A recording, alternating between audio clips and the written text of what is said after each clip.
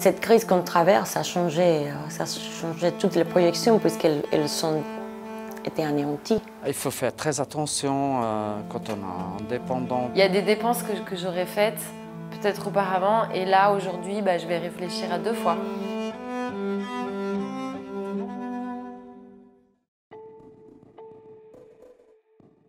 Je m'appelle Gillian Cañizares, je suis musicienne, violoniste, chanteuse et je suis indépendante depuis 2 ans. Toutes les activités qui sont liées à la scène ont été annulées et les concerts interdits avec un manque de perspective maintenant pour la programmation à venir. C'est-à-dire que 75% de mon taux de travail a été annulé, on va dire, à cause de les nouvelles normes liées au Covid. Alors avec l'activité d'enseignante, je souscris au 2e pilier et grâce à l'ECHMA, à mon poste d'enseignante. Pour tous les restes, non. En tant qu'indépendant, ce n'est pas possible, encore moins pour le 3e pilier. Je m'appelle Fanny Henriot, je suis esthéticienne masseuse et je suis indépendante depuis 5 ans. Auparavant, je ne pensais pas du tout à ma retraite. Du fait que j'ai 40 ans cette année, après une crise comme le Covid, on y pense 2 fois plus. Actuellement, j'ai un 3e pilier et je compte très prochainement mettre en place un 2e pilier.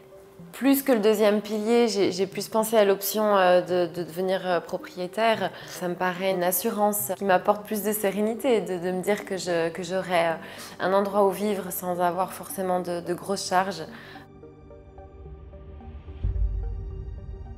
Je m'appelle Nuno Caetano, je suis gérant au Café Laner et je suis indépendant depuis 2011.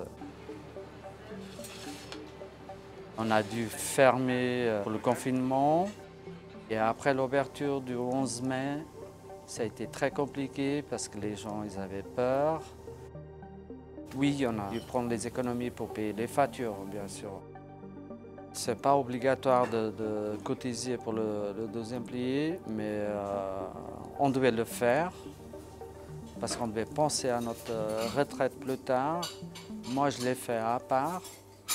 Et je pense qu'on devait tous faire pareil. Est-ce que je suis plutôt cigale? La fourmi, moi je suis la fourmi.